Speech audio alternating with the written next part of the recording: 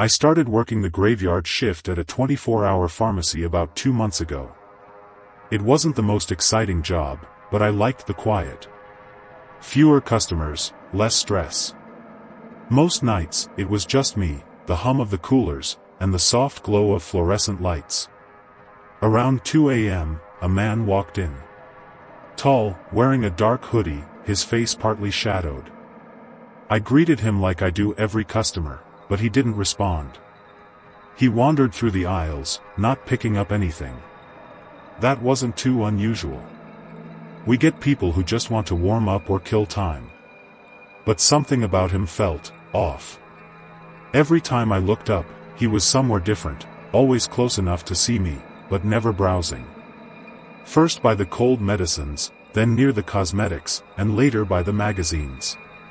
His head was slightly tilted, like he was studying me. At first, I tried to shake it off.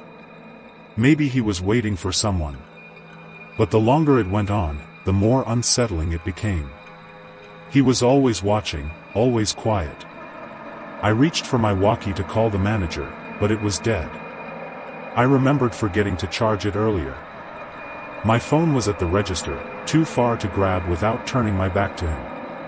I tried to stay calm, focusing on restocking the shelves. Then, I noticed something that made my stomach turn. He wasn't alone. A woman had entered, blending in so well I hadn't noticed her. She was pretending to browse, but I could feel her eyes on me too. Occasionally, they would glance at each other, exchanging some unspoken communication. My heart was racing now. I was stuck between them, unsure if I should make a run for it or stay put. That's when the woman approached me. She smiled, overly friendly, like we were old friends. "There you are," she said, loud and cheerful, gripping my arm like she knew me. Before I could react, she leaned in close and whispered, "Don't panic. He's dangerous. Follow me." Part of me wanted to trust her. Maybe she had noticed something I hadn't. But another part screamed at me that this felt rehearsed. Too rehearsed. Still, fear won. I let her pull me toward the back of the store, past the pharmacy counter and toward the stockroom. The man followed at a distance. The woman kept up her act, chatting like we were catching up after years apart. But her grip on my arm tightened the closer we got to the emergency exit. I started to realize something was wrong. She was leading me away from the cameras, away from where anyone would see us. The emergency exit door loomed ahead, its alarm system conveniently disabled for nightly deliveries. I tried to slow down, pulling back slightly. "I think we're safe now," I said softly.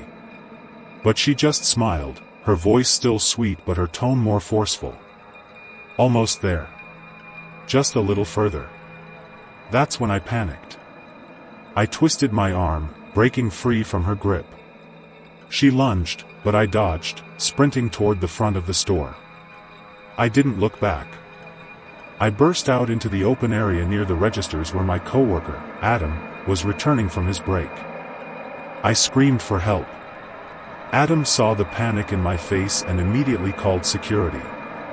By the time the guards arrived, both the man and woman had vanished. We reviewed the footage. The cameras caught them entering together, just like I suspected. The man's face was clear. But the woman, she always managed to keep her face turned away, as if she knew exactly where every camera was. The police are still investigating. The scariest part? When they pulled the employee files, they discovered someone had accessed my schedule and personal information days earlier. They weren't there by chance. They came for me.